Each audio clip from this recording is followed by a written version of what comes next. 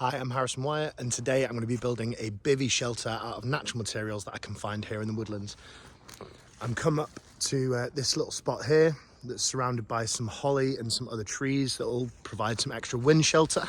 But when it comes to making shelters like this, you need to also be thinking about the terrain that you're building on, what type of woodland you're in, where you're going to salvage some of these bits of deadwood, the types of branches you're going to be looking for to make the best frame, but also how you're going to make it comfortable. Are you going to be able to sleep in it? How are you going to make it weatherproof? So let's get going. So first of all, I've gone out and I've found 3 branches, 2 relatively about the height of me that have these fantastic Y branches coming off them. I've just snapped off the excess, but they're going to be making my A-frame door. Again, I'm going to be working in triangles. This is the strongest shape you can. So they're going to be interlocking together with my 3rd stick, which is this. This is going to be my spine. Now, this is going to run down the top end of the shelter. At the moment, it's covered in loads of small branches. These are going to be beneficial later, so I'm going to snap them off and save them. But at the moment, they're going to be taking up space inside the shelter, which is why I'm going to get rid of them.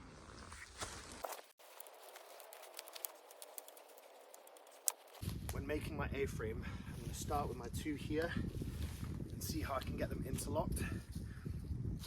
Now this is a bit of a jigsaw part because you can find loads of different ways to fit those branches together, but I want to effectively be making a gap that I can fit my main spine branch through. So I'm going to hold those there.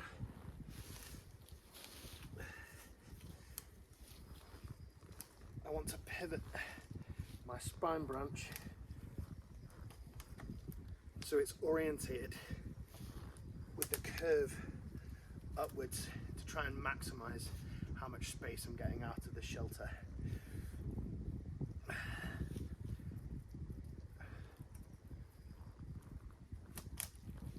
we go.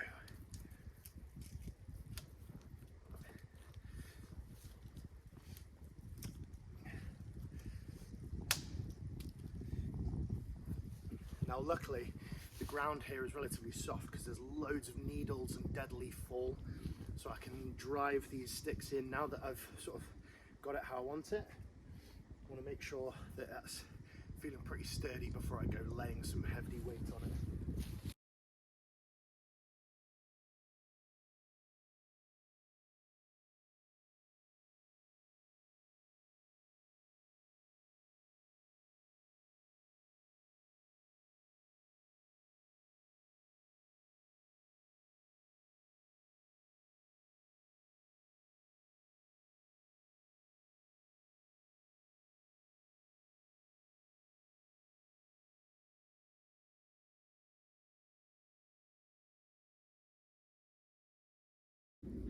Having set my first sort of skeletal frame, I'm going to get inside and do some quick maintenance.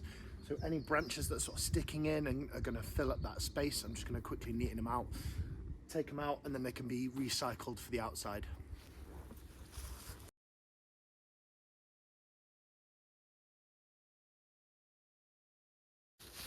Now that I've got in there and tidied that up, I'm going to start laying some horizontals around the outside base of my verticals. I'm going to be using branches like this from this conifer tree.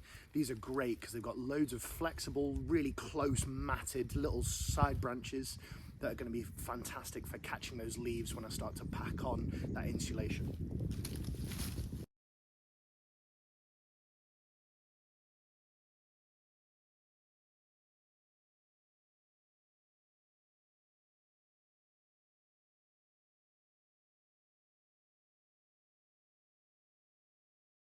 At this point, I'm going to be getting down into the shelter again. Laying on my back, I'm going to be looking up for any big spaces that I can find that need filling. I'm looking for gaps. I can see a few, some are larger than others, but effectively, the more sticks that I've got in that area, the more they're going to be able to hold those leaves and ferns that I put on the top.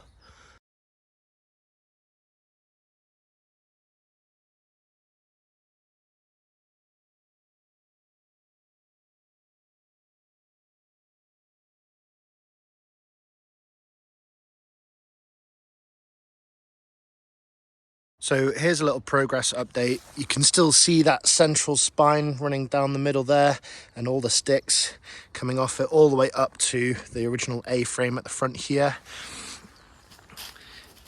As I've been saying, I've been laying horizontal sticks on all these fantastic ones with loads of branches that are going to take all of that leaf cover. And then I've actually reinforced it as well with some more verticals to kind of compact those down and just take it to a sort of a dense layer. Any branches that are sticking out or extruding, I want to be sort of working them in, weaving them if I can, to kind of just strengthen the frame in general. Comes all the way down to here. You can see from this side as well, it's really starting to take shape. Now that I'm happy with where my shelter's got to, I'm going to go out and I'm going to collect loads of leaves. Now, before I do this, I have to take a few things into account. First of all, I'm not actually going to be camping in this. If I was, I'd want to make it completely weatherproof. So I'd be collecting enough cover that I can actually reach through it all the way up to my shoulder. That would reduce the chances of any wind or rain getting through, and it would make the shelter completely insulated. Today, I'm just going to go for camouflage, roughly about wrist, maybe to elbow depth. I also want to think about the impact that I'm having on the surrounding area, and I want to keep that to an absolute minimum. So I'm only going to be collecting from little spots of scattered areas. If I was to harvest all the leaves from around a single tree, that's going to be taking the tree's insulation of its earth and roots, and it's going to be affecting that ecosystem in that area. Starting here at ground level, I'm going to be working all the way around the base. I've collected big handfuls of these ferns, which are fantastic, from areas where there's an abundance. These are going to create a nice blanket for all of the leaves and pine needles for them to sit on. So again, I want to start low and then work my way up so that it doesn't fall down. Making sure I'm covering as many gaps as I can. I'm then going to get my sort of mulch here, dead leaves and needles. I'm just going to start to work my way up ever so slowly, making sure I've got a nice thick blanket layer.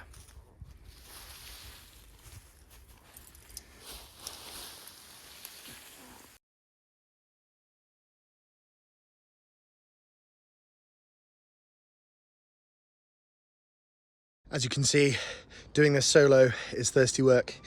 So quick water break, the hat's off, the jumper's off, but I'm going to keep going.